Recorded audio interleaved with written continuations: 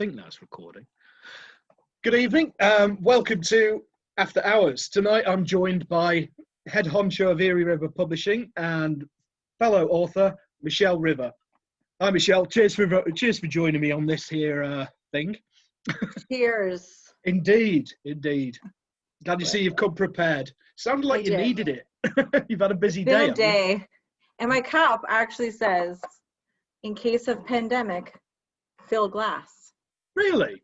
Yeah, I had them made for, because we had like everyone's birthdays in the summer in my family, like all the adults. Yeah. I'm considered a kid, so mine's in October. So I got all like my aunt and everyone like pandemic quarantine glasses for their birthdays. Nice. And then I got myself one. Yeah, why not?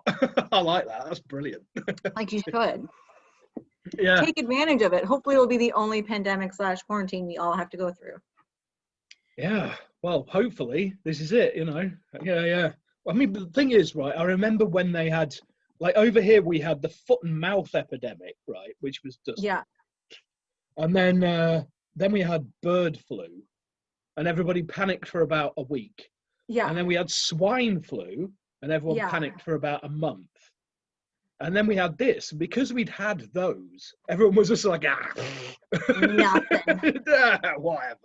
Our immune systems are fine. Exactly. We're a hardy race, you know. It's just like, well, you must get that as well, Canadians, you know. I mean, you see the same sort of, we live in like sub-zero temperatures. We can cope with this, you know. Exactly.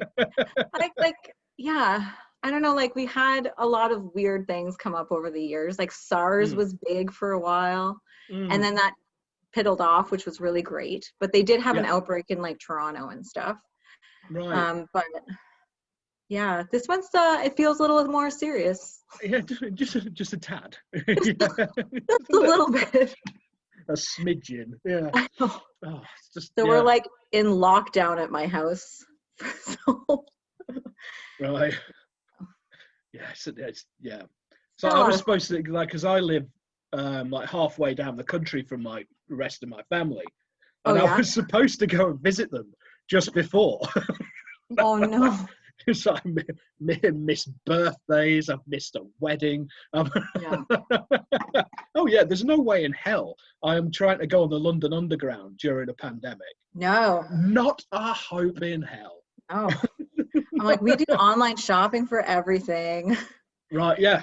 Only people we've seen is my parents, and that's even like at the height of it, we were doing like distant backyard stuff. Yeah. So like, it's not like all that, just use them for their pool because we were like in heat wave after heat wave after heat wave. So we're like, you get stay inside, indoors. we're coming out to go swimming. Oh, a round of applause for that. That's genius. You can sit there and sweat. Yeah. They're inside watching us swim. Yeah. Hi. Yeah. You gotta do what you gotta do, man. Yeah, it's true, isn't it? I mean, it's like you have to make ways around this kind of crap. I mean, that's what all this started from. Like, I would never have done like the live reading thing if it hadn't have been for the pandemic, because I was talking to the writer Trisha McKee, and I was talking to her, and I was just like, well, because she was on about promoting something, and I was like, well, how the bloody hell am I supposed to go and do a reading in a bloody bookshop during a pandemic? And she was like, oh, try a library. It's like, in a pandemic. But no, between me and her, we were talking about it.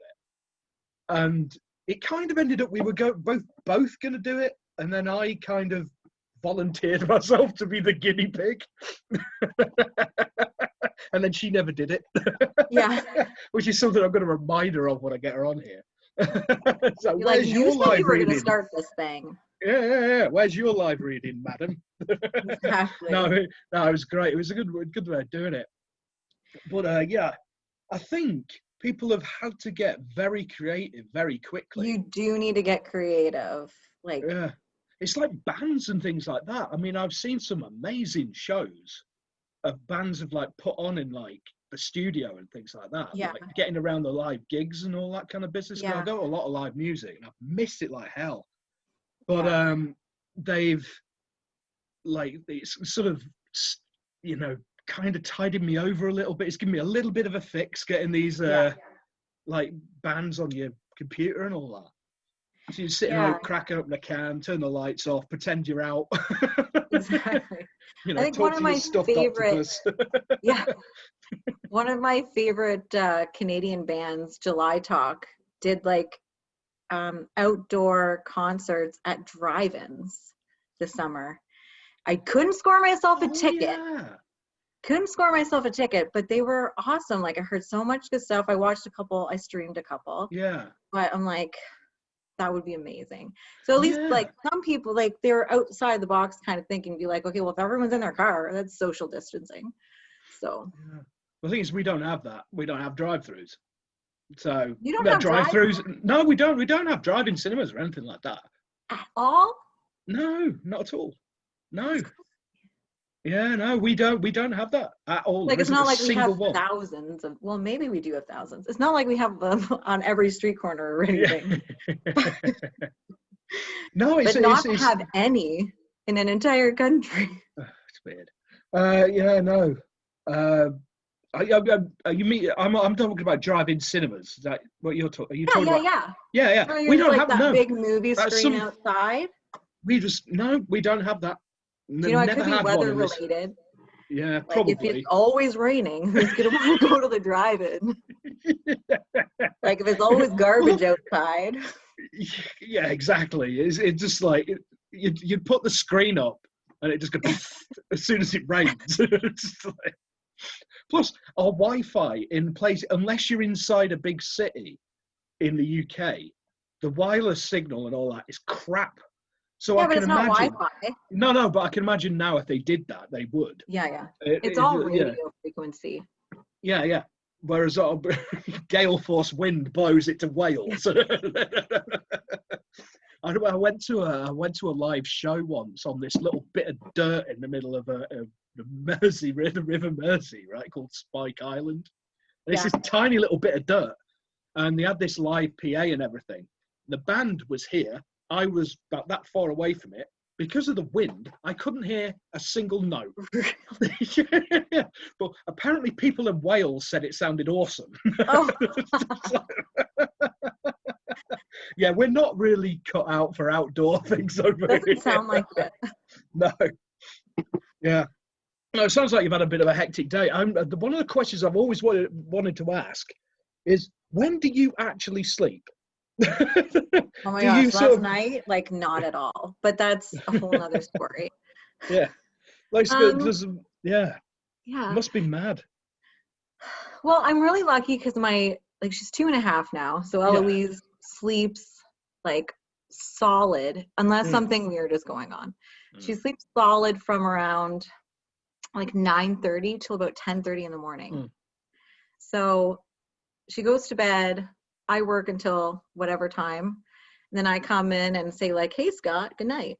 And then sometimes I wake up around 7, sometimes it's 8, sometimes it's 6. And I'm like, okay, I got to go finish all this stuff that I left. Yeah. So sometimes I get anywhere between like 4 to 7 hours of sleep. Yeah, sometimes. Yeah. But yeah. But last night was a 4. I couldn't do it. I honestly couldn't do it. It's just like, I get to a point where I have to switch off from everything because my brain just starts going. Yeah. I do have days like that, and that happened a couple of weeks ago where I was like, I can't work this weekend. Like I'm done. Yeah. Like every time I opened something and started reading it, I was getting angry at it. I'm like, I should not be getting angry at. Yeah, I mean, I do that with my own work. I'll be there like going, what are you thinking? What are you doing? It's like when you start shouting at yourself. Right? So I was like, okay, if I can't even get through this one story without being pissed off at this person for no reason, I need to just like turn my computer off and be like, I'm calling it. I'm gonna go watch like a TV show. Yeah. Because like sometimes because I got a 2.5-year-old. It's not like I can watch anything fun during the day. Like I try not to have the TV on very often because like she's a zombie when the TV's on. Right. So you get Barney the dinosaur all day and stuff like that. I will never turn that on. My brother used to watch it. We're 8 years apart. My brother used to watch it, Right. man. It killed me. Again, luckily we didn't get that over here. We had a whole different load of crap. We had the Teletubbies instead. Teletubbies, yeah. My sister's kids watched the Teletubbies, and those were also awful. But thankfully, I moved to Alberta when they were really little, so I didn't have to watch it. That's the only place I've ever been to in Canada was actually Alberta. Oh, really? What part? Yeah, I've been to Edmonton and Calgary. Ooh, I lived in Edmonton. Ah, right, yeah, cool. Yeah. Yeah, Did you not go to like the Rocky Mountains or anything? Yes, yeah, but the main reason I was there was because I used to be like into wrestling and all that. And I went there for the Stampede Wrestling that they have there in Calgary. Yeah, I went for that. Absolutely brilliant. Yeah. Just got hammered with a bunch of cowboys and stuff. I know, right? They drank. Oh man, yeah. I was in my element because I can drink until the cows come home, and so I'm there swilling beer with these, and the people I was with were just like, Jesus, how are you lot still standing? I was just like, rah, rah, rah, rah. That's awesome. Yeah. It was great because it was my kind of temperature as well because there was snow everywhere. It was like, I feel just like home.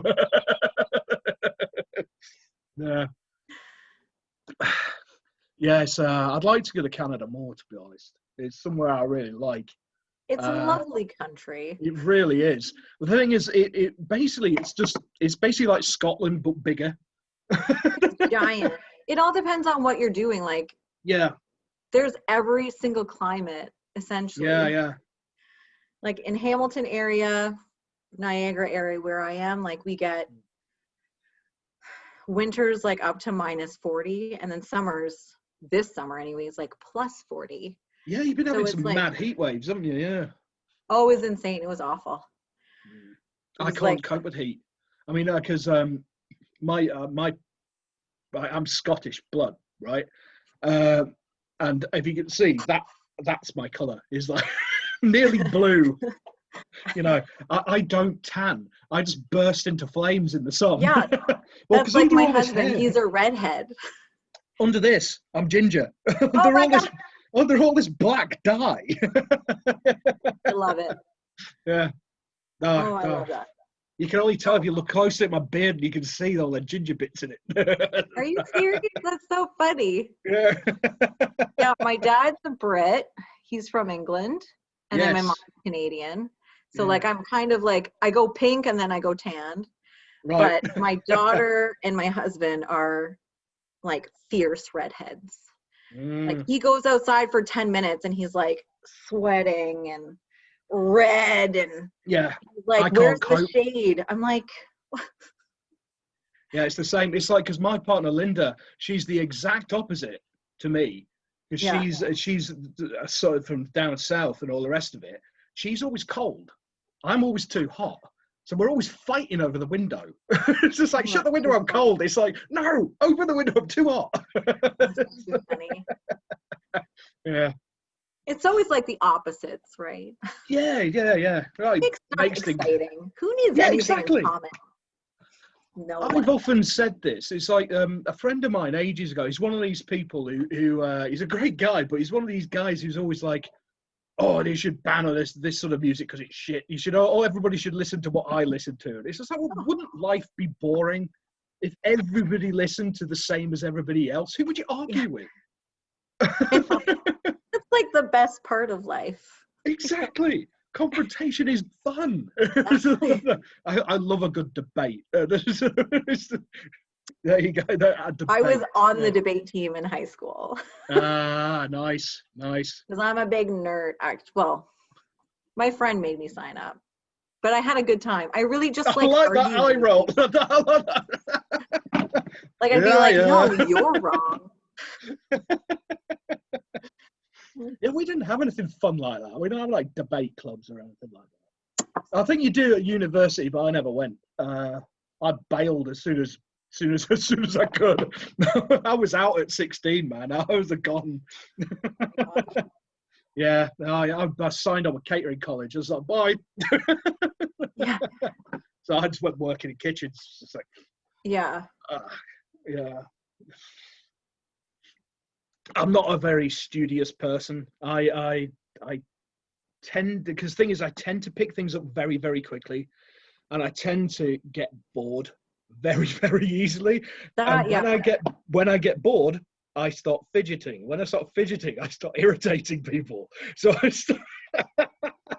so I was one of them arseholes who sat at the back of the room going, meh. Oh my God. You know, I was one of them. My favorite kind of person. Yeah. I've looked basically like this since I was 15. So Yeah. yeah, because yeah, I'm just saying about that, like the time you sleep, because of all the work you're doing. Because like Eerie River, it's doing really well now, isn't it? It seems to be picking up quite well. It's kind of going crazy. It's great, isn't it? It's like, Yeah. well, because I mean, I only stumbled across you guys because it's like last time I was talking to Natalie, and I was like, because we were both in. Yeah, we did we were in both the scariest. No, it was Death and Butterflies. yeah, that's Yeah, the we one. were both in that, and Yeah. you posted up something about, oh, my little publishing group. I found Hey, the I'm thing a while starting ago. something, guys. Like, He wants yeah, to it's be just in like, on it. yeah, it's like, oh, my little publishing house, little. Eerie River is doing a forest, and I went, oh, cool, evil trees, have some of that. I know it's. Yeah, I don't know really what happened. Like, I just had it in my head. I was like, okay, I want to do something because I really enjoyed writing, which I don't do anymore now. But whatever. I'm taking a break soon, so hopefully I'll be able to get a drabble in or something. Yeah, at least a drabble. I'm like, do a drabble. Exactly. I haven't even written a drabble for my own drabble. Like for the dark magic one, I'm like, you know what? I'm gonna pass my timeline and I'm just gonna put one drabble in. Yay! You're like, I'm calling it. It's fine. Yeah. Do it. Like I'm making the rules now. Yeah. It's my book, damn it. You Exactly. don't like it, you know what you can do. I know. I'm like, I need to be in something. Like I haven't been in any of them yet. Except for the drabble one, of course. Yeah, I don't know. I got like this idea in my head. I was like, okay, well, like I didn't go to school for business, but well, I did go to school for accounting, but only for like 2 years because counting. I was going to say, I was just like, do you need matchsticks to keep your eyes open and stuff? Yeah, I really enjoyed the marketing portion of the first like year and a bit. And I was thinking of switching over. And then I met Scott. We ended up moving to Alberta, and then I got into insurance. And then I got here. We came back home like 7 years later, and I was like, oh, I can start a photography business and then a painting business. And then I was like, writing. Finally calling in the end. Didn't like you? You, I'm like, if I get bored, I'm like, I need something that's going to keep me, whatever. Because I do like the marketing side of things. What was I talking about? How you got into it, the idea. Yeah, so I had an idea, and I'm like, okay, how do I set up an actual business? Because I didn't want to be like half-assed about it. Because that's something I've always liked about you, like right from the beginning. Because I mean, I've had stuff published with some people, and you can tell it's kind of it's a hobby. Yeah, you can tell it's a hobby and all the rest of it. Not saying anything bad against it, because they do a damn good job. Not everyone has 14 hours and no time to sleep. Exactly. This is it. It's like somebody said to me a while ago. It's like because they were like, how the hell do you keep getting so much published? And it's like, because I write all the time, because this is basically my job now. Yeah. Because I can't, because I've got this spinal thing, so I can't work in kitchens anymore. I was going crazy trying to find something to do. It was just like, I'm going to go mad. And I was just like, I can't even play the bass. It's like my hand's knackered. And it was just like, ugh. So it was, and I found it, and I was just like, oh, I can do this. Excellent. Yeah, like this is comfortable. I can sit here it's like, for a few hours. All this craziness that just sits in here usually, I can actually... Right. I'm just like, nobody's going to buy any of this. Let's do it. It'll be fine. I don't care. Nobody's going to, oh, people are liking it. What? What happened here? Yeah. It still shocks me, to be honest. It's Oh, like the ones I feel you, man. Like, yeah. What happened? Yeah. So, yeah. So, I guess essentially, yeah, like, I am not one person. I'm not the type of person that, like. I am 6. Sometimes it feels like that. But I'm not like, I don't know. I just got in my head and I was like, if I'm doing this, like I am, and I talked to Scott about it when I first started it. I'm like, look, I need seed money. I'm putting this much money into it. I'm going to put, I'm like, but I'm doing it. Like, I'm going to pretend this is my full-time job. Yeah. And this is what I do on the weekends. This is what I do on the evenings. And I'm just going for it. And we'll see what happens in a year. I think it's the only way you can really make a proper go of things is if you do. I mean, I've always been very similar myself. It's all or nothing with me. I don't do half measures. If I'm going to do something, that's it. It's all, it's all in. Exactly. If it all craps out and burns, fuck it. Pick up the pieces somewhere and do something else. Exactly. I'm like, I'll start something. But no, it's, so I built a website and then I was like, okay, social media is huge. I need social media. So I'm like, okay, Facebook, author page, Twitter. I'm like, how do I get people to follow me when I have nothing to show for anything? So I think it just being engaged, also being really engaged on the Facebook author page. Yeah.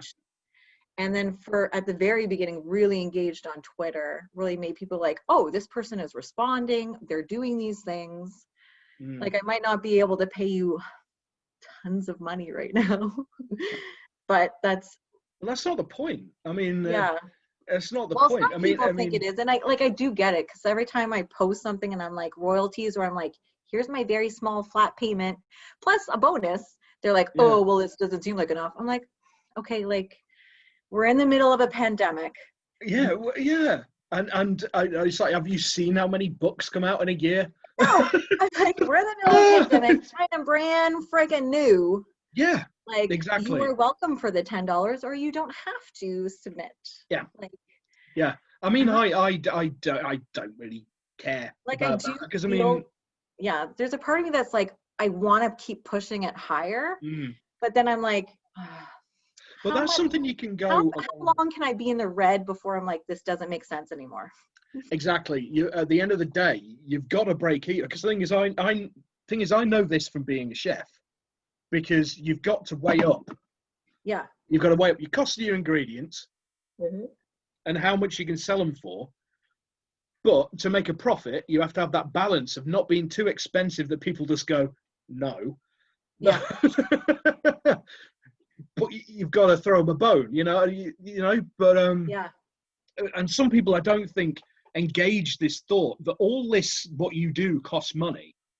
I mean, I think some people think it's a case of you just copy and paste the things into a book format and stick it on Amazon and that's it. And you know what? For some people, it is. Yes. Yeah. Let's be honest. For some of them, it is. Yeah. But like, that's what I mean. I love that, how professional. Like, I mean, because this is one of the prides of my collection is this, because it's such a bloody lovely book. And I'm a bit weird. No. I look at that book and I'm like, my baby. Yeah, I know. It's like when Christopher Holtman posted up the other week that he'd managed to get one of these in his school in Sweden. Yes. And it started off and it had a couple of other things, and Calls from the Forest 2, which I'm not in. And I was kind of like, aw. And then it cut round and it was there, and I went, yes! I know, you're like, there I am! Yeah, and I felt like such an idiot. I wonder what the neighbour thought. I was like, yeah! I'm in a school in Sweden. Exactly. Like, how many people can say that? Yeah. That aren't sweet. Cool if you think about it, man. Yeah. It's like, because I thought was when we did that Buzz book thing. Yeah. And it's like, because you are doing some amazing, like, creative ideas. It's like what we're saying about you have to get creative, especially in such a bloody crowded marketplace as books. Yeah. You've got to come up with something to hook people in. And I thought all this stuff is brilliant. The bookmarks and all. I just got my Sky ones and I forgot to bring them in the room. Oh, never mind. I'll be buying some soon, so I'll show them people. So, oh, look, I'm in another one. I know, right? But yeah, no, I love these. They're great. Yeah, like, I don't know. I am trying to think of different ways that I can, like, not only promote the company, but, like, you guys as well. But when it comes down to it, like, the market for horror is already very niche. Yeah. Which sucks. Because, like, you look at, like, romance and they're all like, oh yes, it's raining money over here. I know not everyone is raining money in romance, but, like, no, I know, some of them are. Yeah. Well, it's like I know a couple of authors who basically, well, Stephen King did it. He made his money writing bloody romance stories for things like Cosmopolitan. Yeah. And he wrote stuff for like Penthouse and the porno mags, didn't he? Just to make ends meet while he was actually writing Carrie. Yeah, like while I was writing something he actually wanted to do. But I know a couple of people who do that. It's like, but I can't do it. I couldn't write. Couldn't write romance and somebody put a gun to my head. I don't know. I'm a big fan of horror and erotic, so I'm like, I'm definitely feeling like I need to like make either a pen name, or I can just get all weird. Yeah, I can't do it. I tried to do a romance scene, and it was just trash. Yeah, it was like and they mushed together fiercely. Yeah. Like 2 bags of meat. Yeah. Squish, slap. God. Oh, God. No, it was like something you find in the agony columns. It was just like, oh, no. Oh, I'll tell you what, cut, let's have another death. I can write them. Yeah. Yeah. I was, I've really enjoyed, like, because I mean, I was saying that to Natalie as well, because I was green as grass when I mean, Natalie's was the first thing I was published in. And then you were one of the first, you weren't that long after it, accepting those stories of mine into Forest. And I was still like, I haven't got a bloody clue what I'm doing, really. I was just kind of like, and I found stories, like, though. Huh? I said they're great stories, though. Like, yeah, thank you. I'm really proud of them. I mean, the fact that I managed to get 2 in, but I think that's because they were so damn different.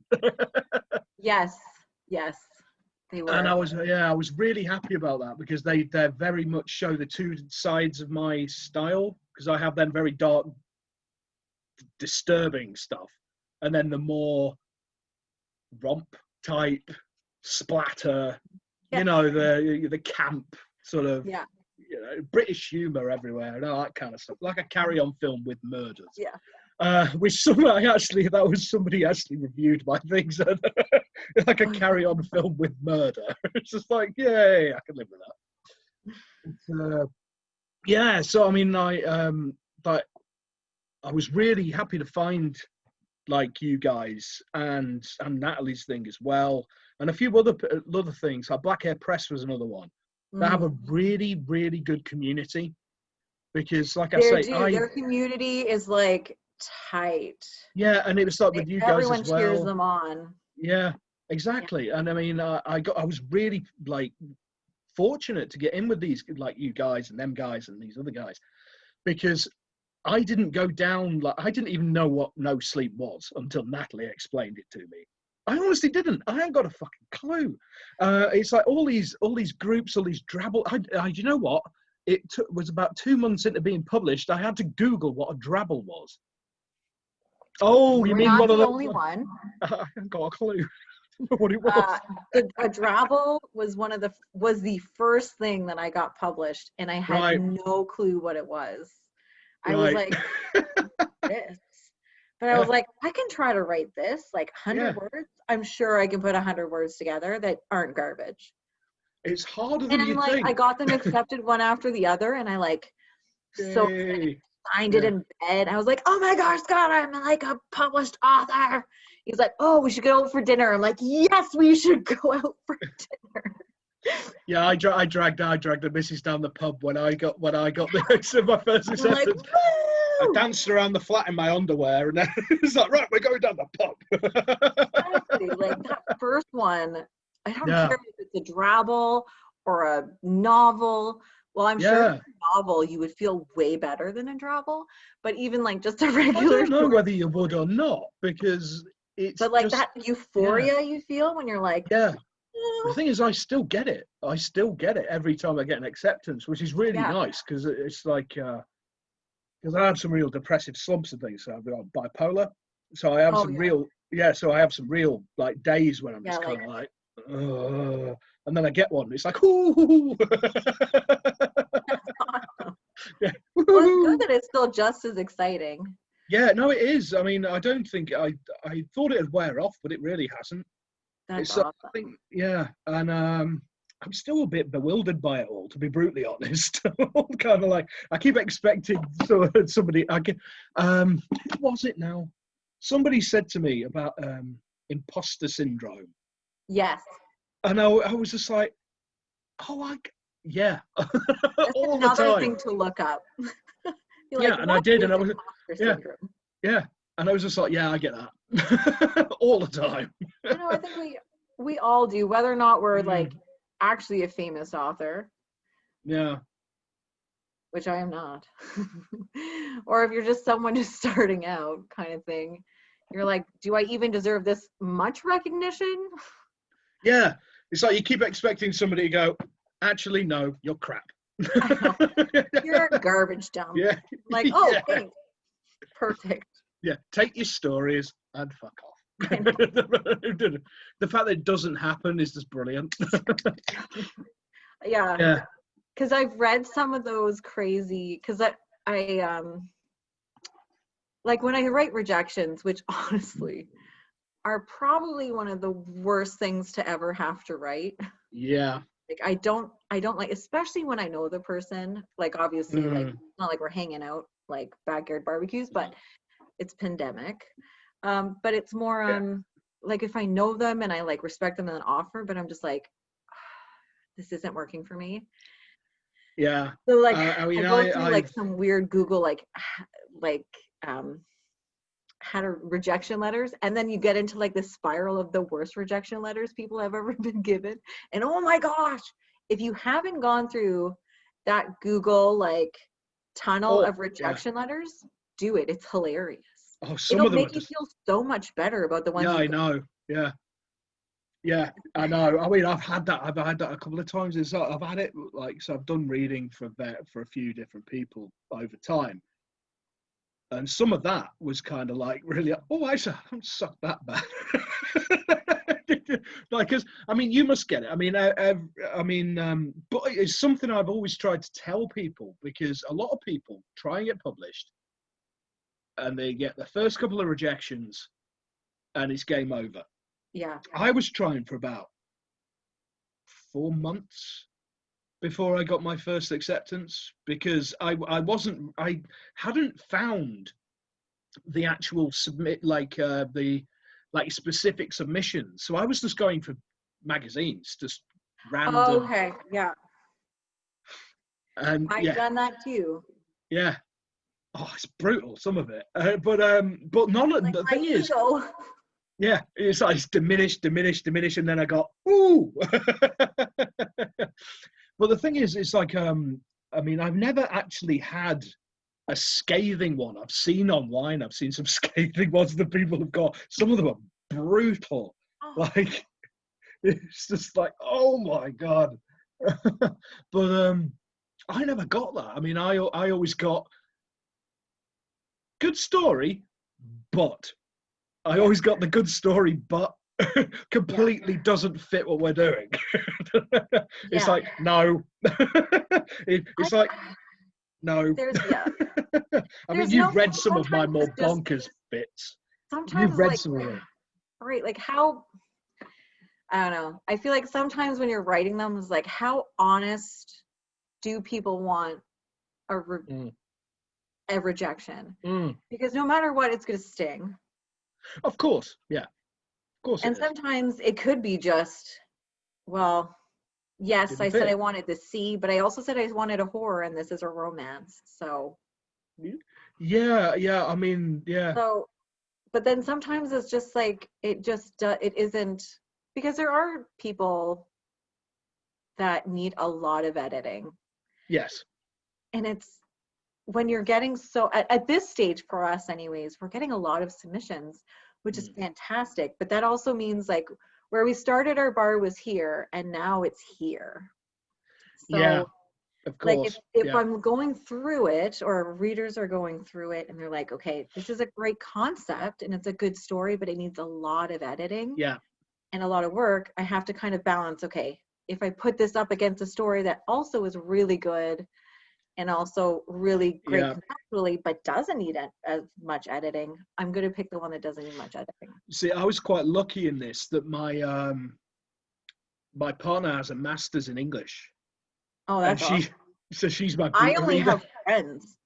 So she's my beta reader. So it's like everything Yeah. I write, everything I write, she reads before I submit it, and she'll be like, "No, you missed that. That miss. Oh, That that's bit's wrong. You awesome. fucked that up." But more importantly, because she works in like an office and she knows the world. I don't. Yeah. I'm still stuck in 1989. I haven't got a clue what's going on. And she's Like, it like, was a no. good It's just year. like, no, like you can't really, no. Cut that bit. Just cut that bit. It's just like, okay. Is your like PR person? Yeah, she is. It's like, it's really funny because before every live reading, she says, now don't say anything offensive. don't don't tell anybody to piss off. Because she knows what I'm like, especially when I've had a drink, and I mouth. Yeah. Like, I'm one of them people who says what's on their mind. Oh, So yeah. if somebody says something shitty online, I'll go, yeah.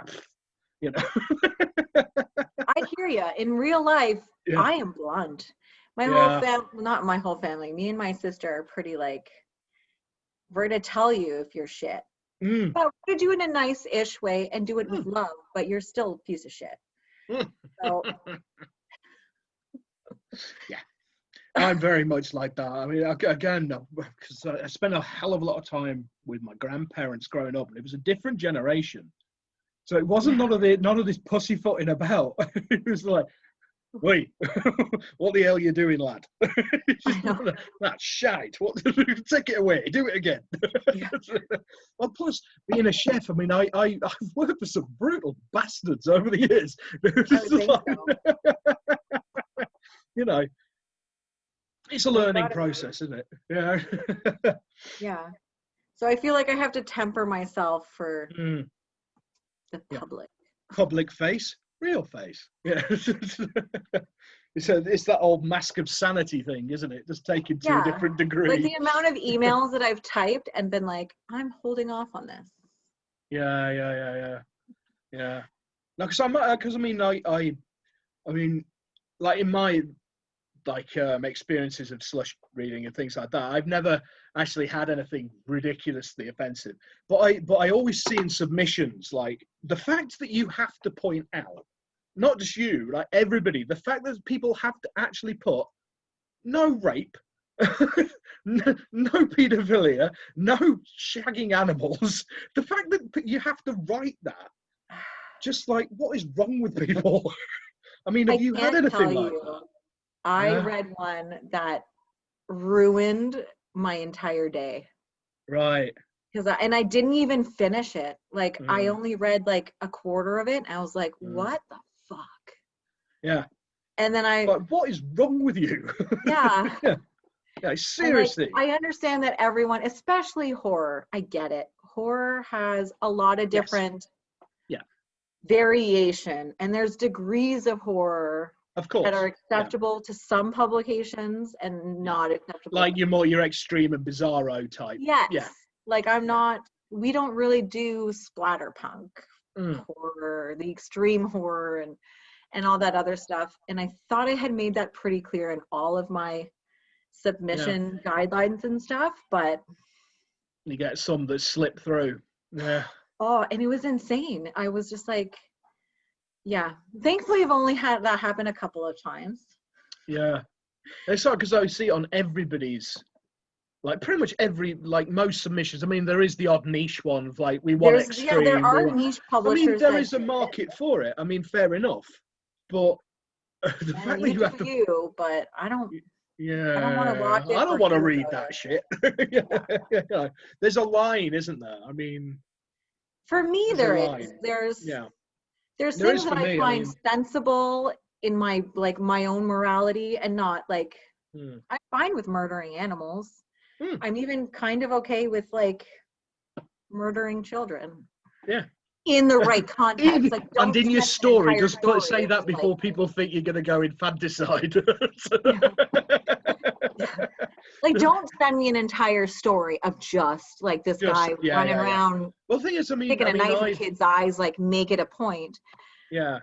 I mean, I've killed animals and I've killed children and things like that in my stories. It still needs a plot. It still this is my point. To have movement. If it fits the plot. Yeah. If it fits the story, like I'm fine with gruesome stuff. I don't care. Yeah. I mean, most of it is pretty gruesome, but it's in a different kind of way than that. I mean, I do quite a lot of body horror. Body horror, I have such a hard time reading it. Like, I love it, but like for me, in my head, I feel like I almost physically feel things when I read them. Right.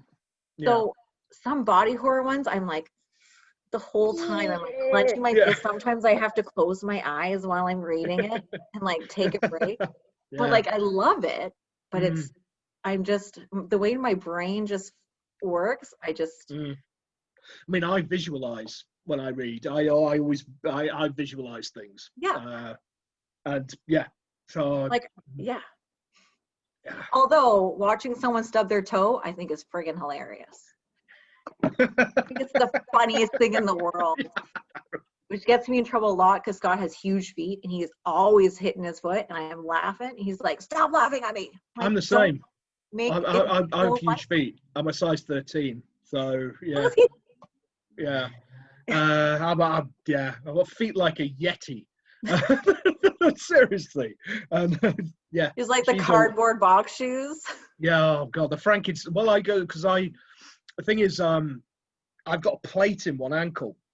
Oh my god! From a motorcycle accident, and I can't wear like low shoes because it just rubs against the bloody rivet and just it's like putting your ankle in a bacon slicer. So I always wear military boots. Okay. But yeah, I look like a golf club. Got this body and these two big like clown shoes sticking out the bottom, you know. I love it. Yeah.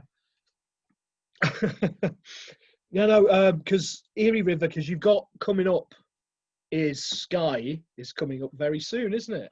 Yeah, we're releasing that. What is that, like October 16th? Yeah. Because you're in that one. I am. Very happy about that because I wasn't sure about that one. I wasn't sure about that one because it was only after I posted it that you said we want it sort of set now, and I was like, oh fuck, I'm set in World War II. I feel like for past stories I'm cool with. For this series anyways, I was cool with it. It was more just like I didn't want, because I was getting a lot of stuff like 200 years in the future. Fantasy. Yeah. I don't want 200 years in the future. I want it to be like relative timeline. So like it can be our past, but it also has to be like people can envision it happening now, as opposed to the Earth is on fire. It's not that different. It's still cars and planes, and I mean, if I changed it to being that story to being in a military base now, it wouldn't be any different. Yeah. It's just the World War II setting works that story. So it was exactly. But, and we do have a lot of stories that are set in the future, but they're within like a foreseeable future. Like, okay, it's been raining for 20 years, or I mean, the thing is, time to rain. It's been raining for like a couple years, or I mean I mean that for me would be.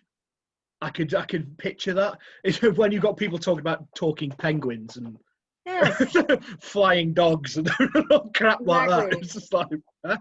Everyone's living on boats now. It's like, no. It's Waterworld, isn't it? No, exactly. And that was a shit film. That was terrible. And it's so long. Was it so long, or did it just feel No, so there was actually several different cuts of it, because the full length version is something ridiculous, like 4.5 hours. But they I'm trimmed pretty it down sure to that's 3. the one I saw as a They child. trimmed it down to 3 for the original theatrical release, and everybody was walking out after about an hour and a half. So they trimmed it down again and re-released it, but they cut out half the story. It's just like, but oh my God, it was like watching paint dry. I'm not a fan. No. What wasn't my type? Not my type of film. I think it was dull. Yeah. I mean, to be honest, if they'd have carried on with the whole, I mean, because when I saw the trailer for it, I was like, "Ooh, that's Mad Max on boats." Yeah, no, it's not. No, It's boring Max on boats. yeah, but how awesome would Mad Max and boats have been? That would have been great. Awesome. It should have. I think that's why it annoys me so much, is the fact that it should have been great, but it wasn't. It was bollocks. Yeah, exactly. It was absolute bollocks. Yeah. Yeah. Yeah. So so you're not actually getting any writing done these days, apart from your Drabble, you're saying? Oh my gosh. For my one Drabble that I've kind of thought about. But no, I haven't. Well, I'm giving myself a bit of a break from reading and anthology calls, just so I can focus on. I was going to say, because C's closed now, isn't it? C is closed. And you're not. I mean, your next open call is going to be Door, isn't it? We're gonna open doors in the new year. Yeah. But I'm not even sure when in the new year. I'm still kind of thinking about it. Oh, that's cool, because I actually had somebody ask me about that earlier. Yeah, no, I don't know. I'll ask Michelle. I'll ask her. It's going to be in the first quarter, but whether or not it's at the beginning or the end of it, I'm not 100%. I think it's probably going to be closer to the end. And the main reason for that is, like, we've got the Drabble books that are going to need to be formatted. Then I've got the C that's going to need to be formatted. And then we have the Elemental that's going to have to be edited and not Elemental, with blood and ash stuff. And then all of those are going to have to be released too. So it's like, okay, that's 4 books that I'm going to have to release. And I struggled a lot with it being like bam, bam, bam, bam, bam. Because I'm like, okay, well, I want to respond to people at certain times. Yeah. But I also want to make these launches as best as I can. Yeah. And I can't do that. Well, the thing is, because of the world we live in and how quickly everything moves, people expect things. It's like TV. Everything is so much quicker than when I was a kid. Exactly. It's like, you look at the Doctor Who that's being made now compared to the stuff that was being made when I was a kid in the 80s, you know. Exactly. It's just like, then it was just like, okay, walk in, they'd talk about stuff, something had happened, end of episode. Now it's just like bang, bang, bang, bang. It's just like 6 different things happen at once. Yeah. So and then they change the Doctor again, and you're like, wait, I liked that Doctor. Yeah, just stop it. Just stop it. You can't tell me this is his last life and then give him like 3 more lives. Oh, don't even start me. Don't, please don't. I could go on for weeks about this. I'm a super nerd of Doctor Who. I'll actually take a picture of that corner. I don't know. Yeah, I did post a picture, and that was in the background. It was when I was doing the Staying Alive with the mask. Yes. Yeah. Yeah. And people were like, move, I'm trying to look at you, Doctor Who. Yeah. But yeah. I'm a complete and total nerd. I just tried it's like I collect all kinds of crap. I have a collection of Transformers and all this stuff. It's not my flat. It's like just filled with stuff. Yeah, exactly. That's awesome. I don't collect anything. Like, my uncle tried to get me to collect old gin bottles, which I do have a couple of. They're from like the 1600s. Well, that's kind of cool. Yeah, he has like a massive collection. like That is hundreds cool. bottles. Yeah, Yeah. he was supposed to go to England this year, actually. This was his retirement year. He was All supposed to go right. to England, go to all the antique shows, and like he had Nice. all these bottles that were like in catalogs that he was going to be buying. He like Oh, that's cool. the entire trip is canceled. Shit, But man. well, That's just rude, isn't it? I It's know, like, right? yeah, that is rude. It's just like, And oh, we're poor like, sod. maybe next year. Yeah. Whereabouts is he from then? He's from Quebec. All right. You said one of your family's from. Oh, he's married to my aunt who is from Coventry. That's what I meant. Yeah, Coventry. I nearly moved to Coventry. I used to go to Coventry to a club. Oh yeah? Yeah, called the Jailhouse. I used to go down the Jailhouse in Coventry because I lived in the Midlands for like 5 years. I was the Yeah. area chef for a like a franchise, and I used to basically get the company credit card and go down there and sort that kitchen out, and I go down there sort the kitchen Like, out in 10 minutes. okay. Like company credit card out of the piss, you know. So, Done. you know, yeah, I used to go there a lot. I mean, I liked Coventry. Yeah, I nearly ended up living there for some reason, and then I ended up moving to Devon. My life has been a whole sort of like, it's happened. Something's happened. I've gone there. Isn't that what everyone's life is like? It'd be really dull if it wasn't. It's like I see people. It's like some of my friends, like from school, and they've never left the hometown, and like,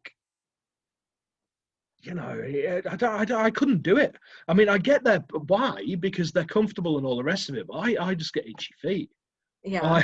I have. I'm one of these people who has to explore. It's like when I go places, I can't just sit.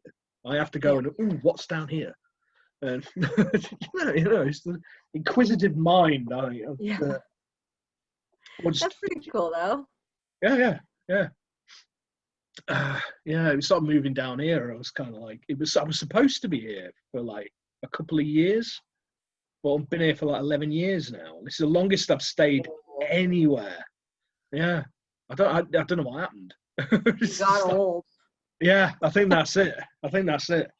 Well, it was. My body started packing up on me. I can't like do like fucking these ridiculous moving house jobs of like moving all these boxes about. It's like, no, I'm in here. I'm not moving. I'm done. I'm done. That's it. I'm done. Yeah. Yeah, that's the worst part about moving when you get older, is all the like the shit you have that you have to pack up and then move. God. Like we moved across when I first moved to Alberta with Scott. He moved there before I did. He moved there like 6 months before I did, and I literally came with a suitcase, and my parents shipped me 2 boxes.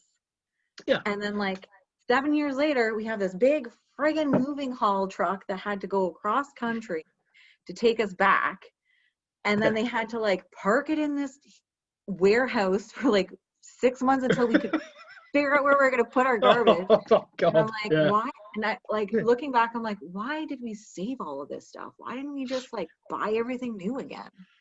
Well, it's like my first place I was in down here, and I turned up off the train, with a bag of my stuff. I was from over in Devon, and I moved over, and I had a bag with clothes in it. I had a laptop and like my DJing like CD wallets in the back, and my headphones, and that was about it. And I got this bed sit. All you need. Yeah, and I got this little bed sit, this pokey little fucking thing, and I was quite happy. But then it was a bit of a shithole, so I had to move eventually. And then when I did it, I got my mates to come with a van because I'd accumulated some stuff. The next time I moved, I got my mate to turn up with the van, and he had to make 3 trips. The next time he said, fuck off, hire a removals. He was like, Niall, can you come and help me move? No, I am not carrying your records up the whole flight of stairs ever again. Yeah, because you can't like leave those behind. God, no. No. God, no. One of the main reasons I've moved so much is to fight, like, because my stuff keeps expanding. Like my record collection takes up an entire wall. You're moving for like a bigger record. Yeah. Wall. Yeah, pretty much. It's like I eventually. What I've said is because the bedroom is basically a library. Because all the walls in the bedroom are books. The living room is all records, DVDs, and various collectible crap. Awesome. And then and the, no room for and then now this room. Yeah, and it's just like now. So next time I move, I'm having a damn library. That's I want a library. Yeah. You guys have basements?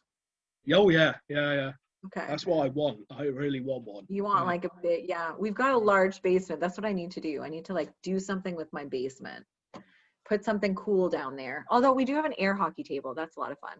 Oh, that's cool. Yeah. I do like although over here it's called shuffle puck.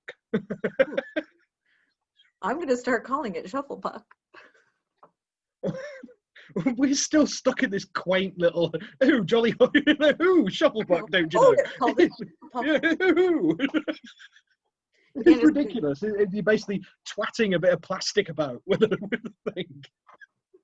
Why give it a pretentious name? Up, right? Oh yeah. Covers? Okay. Oh yeah. So, like there are like shuffle puck tables that don't have air. Yeah. Oh no, we have the whole deal. Yeah. Always wanted one of them actually. Although I tend they're a lot of fun. Yeah. The problem I have, especially now, I've always been heavy-handed, but especially like with this spinal thing, so I get these really mad spasms. So I tend to like jolt. So you'd be really awesome. I accidentally threw a packet of digestive biscuits at somebody the other week. Picked it up in the shop and looked at it, went flying past this person's face.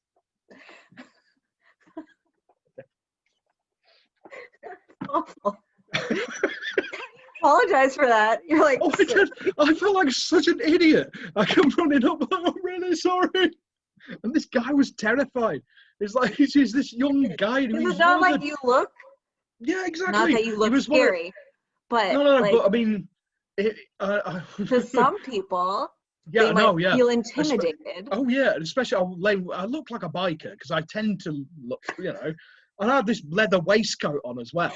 There you are, chicken biscuits. I always look pissed. I always look pissed off when I'm shopping because I don't want to be there. So I was kind of like,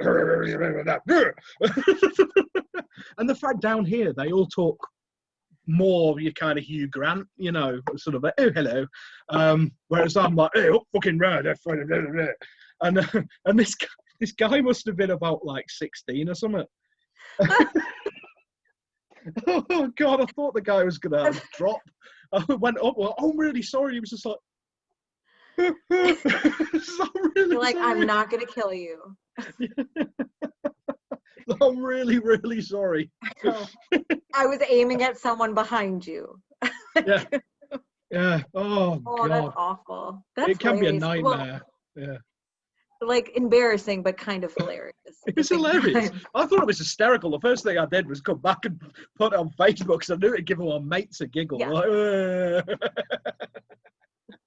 there's no point being precious about these kind of things, No, I mean, like sometimes you just throw biscuits.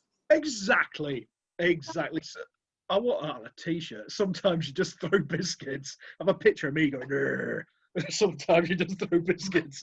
I can see that. I feel like you need to make this T-shirt. I think so, yeah. See, that's what you need to do next. You need Eerie River T-shirts. I would so rock one of those. I am. My problem is I want to find I need to get a logo that I really love. That's like dark and like awesome, so that I can print it on a fucking T-shirt and then give them to people. Yeah. Because right now, it's just what I did, and it's just letters. Yeah. Publishing. How boring is that? I want skull and half a skull and half a dragon face and tears of blood. That would be awesome. Yeah. I don't know. Full on with it. Yeah. That would be cool. That would be really cool. I'd so wear one of those. You know, the thing is, though, you know what I'm like. As soon as merch goes, ooh, me. I'll have that. It's like people will notice, like, when I do these things, every time I've got a different band T-shirt. Yeah. I have like hundreds of them. I can't it's your style. Yeah, I can't go to a gig and not buy a T-shirt. It'd be rude. You know, because think about it. In this day and age, especially, right? Oh my God. Oh no, I'm gonna feel very old. But everybody. Oh, I just meant in this day and age. Yes. Oh yeah. But everybody downloads everything. Yeah, but everybody downloads everything, right? Yeah. So the bands don't get a lot. I mean, because I mean, you must get it as well. Like people like, especially when you've got like them bastards who put your stuff on for free. Oh yeah, like I found that, and I was like, dude, it's on sale for 99 cents. Just buy it. Yeah, I threw a wobbler at one of these sites. I threw a massive wobbler because I did that sad thing that I think everybody does every now and then. They Google themselves. And I Googled my name, right? And it came up, and it books by Tim Mendees. And I was like, I don't recognize this site. And I went up and it had like several of my like anthologies that I'm in. And it was just like download for free. I was like, you're like, hang on a minute. Yeah, it's just like, right, you're having it, pal. Oh, I threw a shit I'm charging $8 a book. It's like $3 or $4. Get over it. Exactly. I don't get it. But so that's why when I go to the gigs, for the same reason, it's like, because this way the money goes to the band. Yeah. They get the money from my ticket. They get money from the CD I buy at the gig. They get money for the T-shirt. That's I think plus. It's an awesome way to support something that you love, right? Because you know that you're doing what you can. It's why I've never gone down the Kindle route, and I totally understand why people do. Don't get me wrong, because space and convenience and things like that. But I'm very much, I like physical things. It's like I will never buy a download of a band. I will always buy the record. So I will always buy the hardback and things like that. I like stuff. I like tactile things. And it's the way to support people, isn't it? And the only way people get cool stuff is if you continue to support the people who put out the cool stuff. It's true. Like, because if no one's buying books, why am I making the effort to make that edition of the book? Exactly. And then all we end up with is like hundreds of Kindle copies of 50 Shades of Crap. Or what? That's all. The world will just be a never-ending beige stream of 50 Shades of Grey and X Factor music. You know, it'll just be all X Factor music. It's just, you know them singer-songwriters. The pop, the manufactured stuff. I don't even know what to call it. I have no idea. Garbage music. Justin Bieber, that's what I mean. Oh my God. Yeah. Now you understand. He apparently lives up the street from me. That was why I thought he was a good example, because he is Toronto. He's from Toronto, isn't he? Yeah, he's up in Puslinch, which is like literally 15 minutes from my house. So we're like, how much would I? How much would it take me? Would I have to pay you to make you drive up to where he lives and call him an arsehole through his letterbox? No. Justin, you're an arsehole. No, I'm not gonna do that. I think his house is like far down a lane, anyways. He wouldn't. No, it will be. Of course, it will be. You know, he's probably on a couple acres on a private lake, or actually, he is on a couple acres on the lake. So I'm sure there's a gate. There's no justice in the world, is there? Talentless idiots like him get houses on lakes, and people like me and you are sitting here, you know. Yeah. No justice. None whatsoever. Sitting here like losers, not on a lake. Yeah. I would love to live on a lake. Oh, so would I. I love water. I'd get a canoe. Oh man, yeah. I love canoes. Although my mom flips out of them every time she goes into one, so I feel like I get two just so I can have her like. My partner does that. Do the same thing. Every time my mom gets in, she gets in and her feet go and then her arms go and she goes. Boom. Like, what are you doing? You know this happens every time. Like, get in a different way. Yeah. Yeah. Figure it out. Yeah, work it Although out. me and Scott can't be in a canoe together because I have a specific way I feel like canoes need to be rowed. I Yes. feel like you have to row them forward. You don't just put your paddle in to stir, like to like. No. He does it every time, and it pisses me off, man. We've had like some good old-fashioned screaming arguments in the middle of a lake. You're not doing it right. I know. I'm like, yeah. and I like have to paddle extra harder, and then I just get more and more pissed off. I'm doing all the work, damn it. I know. But it's fun. We have fun times. Like, we always laugh about it after. The last canoe we got, we had a little canoe that we rented because we rented a cabin and had a little canoe with it. We didn't check the weight limit on it. So like we got on and it was literally like an inch from the top. And we're like, Scott's like, oh my Do God. not rock it. We're in a foot and a half of water. Like, what's going to happen if you fall? But he was like, he was freaking out so much, he wouldn't like move. He was like holding the side. So we ended up like shifting into the middle of the lake. Like, it's not a big lake. We're talking like an inland little thing. So I was like, okay, we gotta figure out how to get back now that we're like 40 feet from the dock. So anyways, tip number 1, always check the weight limit on your canoe. Thank God we didn't bring the dog. We almost put the dog in with us, and that would have just. Oh, choking. Brilliant.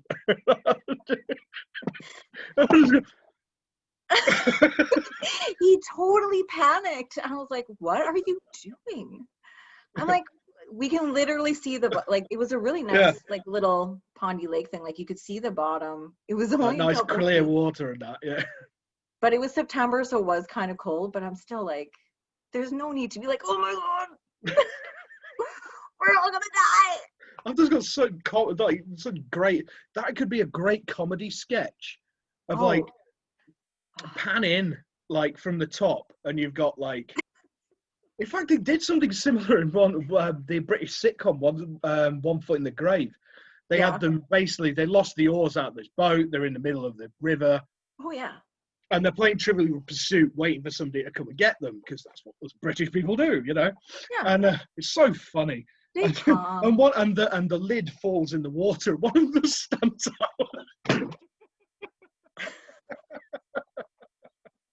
It's just absolutely brilliant. Oh, I'm demolishing. Good times. Yeah, so I would definitely get a canoe. I love canoes. Yeah. The thing is, I did a lot of, I like that kind of outdoor kind of pursuits.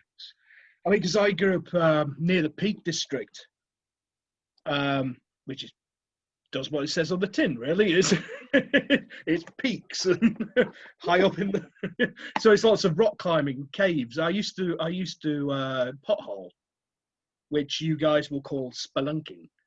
Ooh.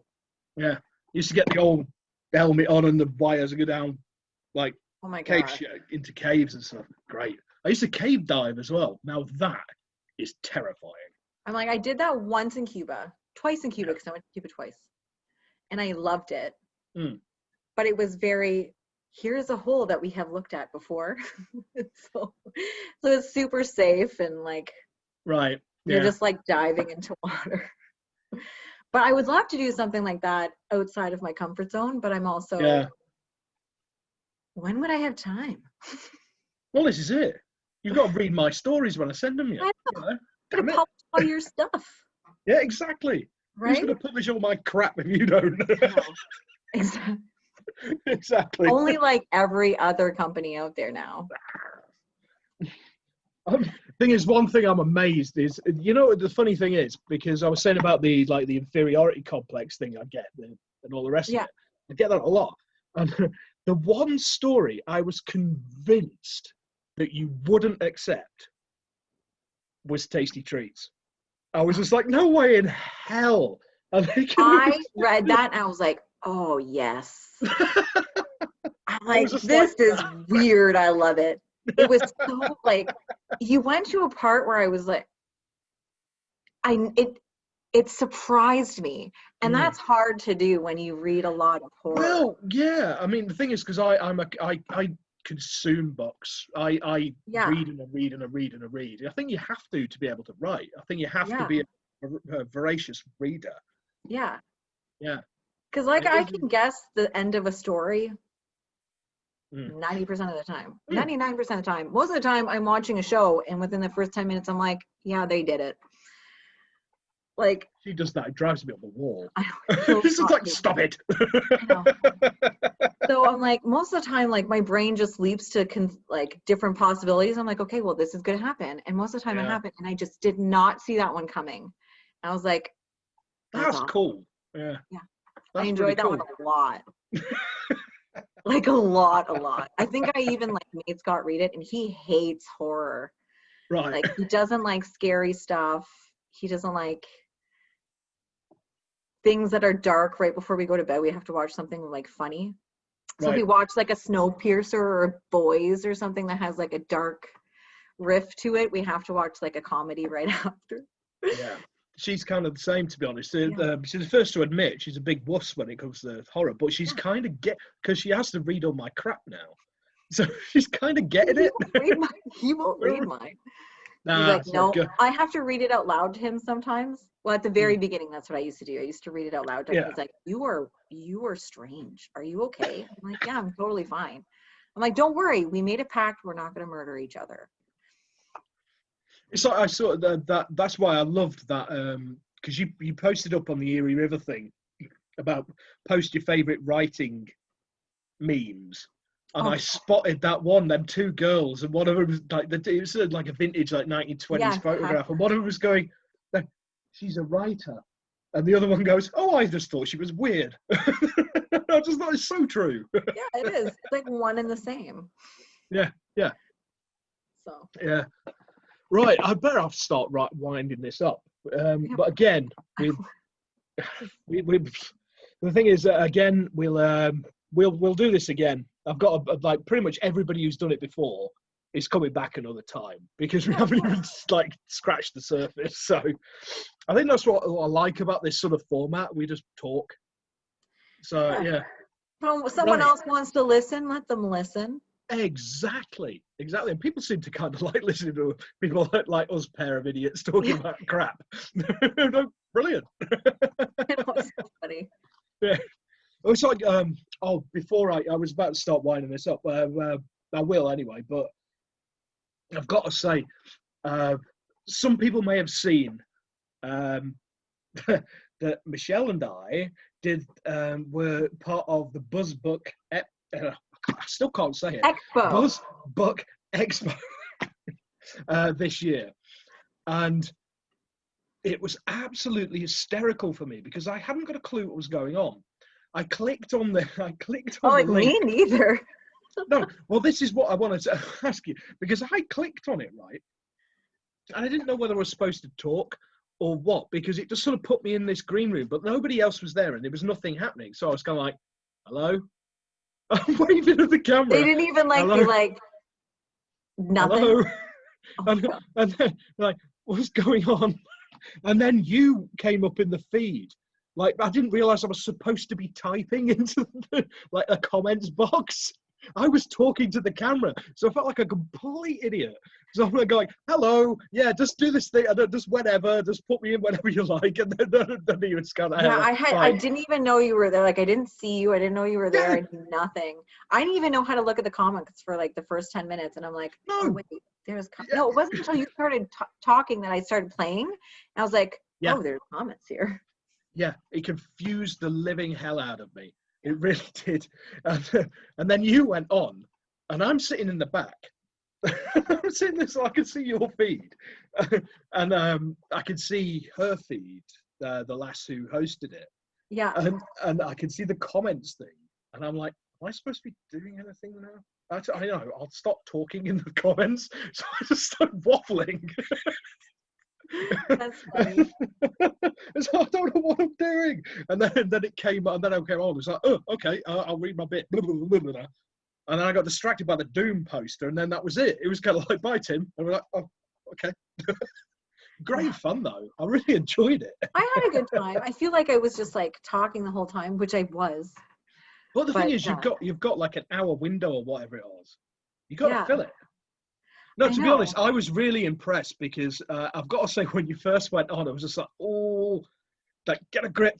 Because I wanted to say, get a grip, calm down, because you were kind of like, you could tell you were a bit manic. To you, though, right? Yeah. But yeah, I know that now. I just thought you were a bit. I thought you were a bit like panicking to begin with. I was so crazy nervous. I thought you did really well, though. This is live. I've never done anything like I've done podcasts before. Yeah. I was trying to figure out like where to put it in my room in the house because like I've got screaming 2-year-old. Like, where do I go? That doesn't look like what my house actually looks like in the middle of a pandemic when I haven't cleaned it. So I'm like, okay, I gotta find kids' toys all over everywhere, and I know. Like right now, I'm like beside I'm literally in a corner in our bedroom. Yeah. My office doesn't have a door, so and the office is now like office/playroom. Of course. So yeah. So yeah. Yeah, I thought you did it. It was like when you first went on, I was just like, oh, I could tell you were nervous, but you got it really quick. And I was just like, oh, nice. Oh, that's good. I was amazed that you managed to remember all that crap that you had to say, because I have this problem when I start doing anything like that. It's like when I do the live readings, I have this whole spiel in my head about the book and who's in it. Like, I'm supposed to say, oh, there's some great stories from this author and that author and this author and this. And I start talking and it all just goes. And I just sit there and go, yeah, it's a book. Like, I'm in this. Yeah. I'm in it. You can get it. But why do you think I have all this stuff written down? So I can remember it. Yeah. The secret to that was 6 pages of point form of me writing it that morning. Right. Because I was like, okay, I need to talk about this. I need to talk about this. I need to talk about this. Because I had seen some people before and they had like only like one thing to talk about.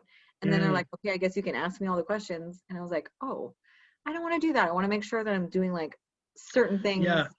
Because I watched a few of them. I watched a few of them. And some of them were really, really good and really some of them were great.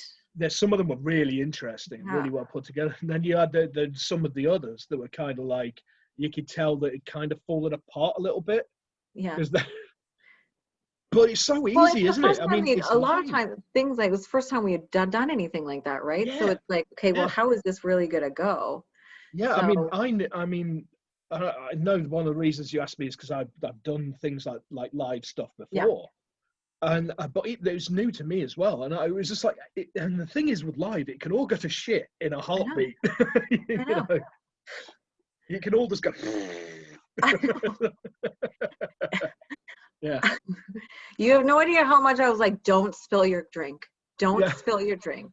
Don't. I've done that. I did that during one of the live readings. I twatted my drink across the but I just carried on. As long as it doesn't go on Nothing happened. Nothing happened. So I did it last time. In fact, I did it earlier. I always knock all this stuff out behind me off. I did it last time when Natalie was on. It's like all this sort of fell down. Yeah, I remember something fell down with Natalie's. I did it earlier. You'll see it when you read back. Well, that's why I cleared everything here too. I'm like, no, I need it to be so like I can move a little bit and not knock. Well, the thing is, I gesticulate. Yeah, you do use your hands a lot. I can't help it.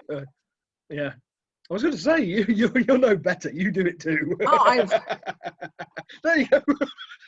It's only when you realise it's only when you realise you're doing it that you kind of like, no, stop it. Oh no. Doctor Strange. I talk with my hands a lot. Yeah. I also swear with my hands a lot, which is why I'm like doing this instead of like. Right. Yeah. No, especially to the TV. Like we were worried because I'm normally like a trucker. So we were worried Eloise's first word was going to be like the F word. Thankfully, it was only shit. So, no, I'm joking.